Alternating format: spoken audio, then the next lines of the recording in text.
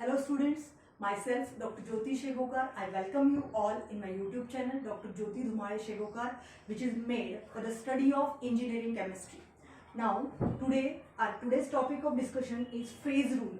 Phase rule, it is a very important rule which is given by the Joseph Willard Gibbs for the systems which are in equilibrium. Systems they must be in equilibrium, then this phase rule is applicable with it.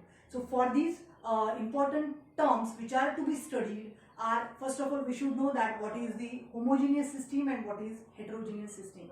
First of all, guys, you should know that what is the system. System is a part of universe which is under the consideration, under the study. When we have to study any type of system which is already present in universe, so that is called as a system. Now, systems are of many different types. But when we study a particular solution or a particular system which is related to chemistry, so it is particularly homogeneous or heterogeneous system. So when a solute is there, a solvent is there, there is a many type of systems like homogeneous and heterogeneous. So first of all, we will see that, just consider that this is a particular jar in which there is a presence of water, and this water is added with a salt or sugar. So just sugar or salt is added in it. So what will happen? When this salt is added, it will get dissolved in water, is it? And it will be uniformly spread throughout this total water. So that means, it means that this total water is now having a uniform concentration of water as well as salt.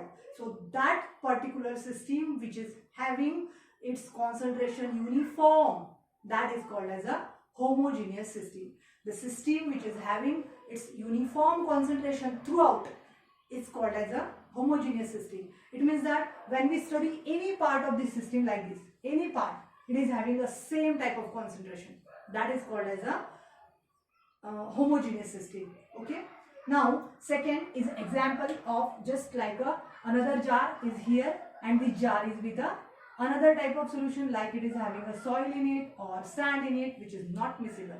So when we add a soil or sand in it, it will be remain away. It is not miscible with it. So that means when we study a different parts, or just consider that here there is a presence of soil.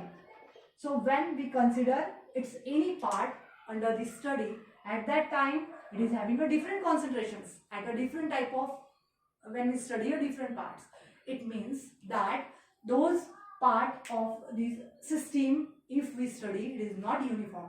So the system which is not uniform throughout is called as a heterogeneous system. These are the two important terms which must be known under the before the study of this phase rule. So these are the two types of system, homogeneous and heterogeneous system. Okay. Now we have to see that what is the statement of Gibbs phase rule. It states that provided the equilibrium in any number of phases. Now number of phases, we will study just after this phase rule that what are the different terms. Okay. So provided the equilibrium in any number of phases is not influenced by gravity. Now what are the different factors which influences? So the provided equilibrium in any equilibrium, a system just which is in equilibrium, that is when it is provided with equilibrium, number of phases are not influenced by its gravity, not influenced by electrical and magnetic forces, not influenced by its surface action, but and only influenced by temperature, pressure and its concentration. So in this on this particular conditions, on this particular background, degree of freedom of a system is related to number of phases and components in this by this particular equation which is called as a phase rule equation. So what is this equation? F is nothing but degree of freedom, C is the components, P are the phases, and plus 2 which is a constant. So it is related in this way that degree of freedom is related to component and and number of phases. So this is called called as a phase rule. Now, but when it is all possible, when this statement is there that degree of freedom of a system is related to components and phases, when the number of phases are not influenced by gravity, surface actions, magnetic and electric forces, but only are influenced by temperature, pressure and concentration. So this is the consideration. This phase rule is related to this particular degree of freedom, components and phases anytime, whenever it is in equilibrium, and for any system it is applicable.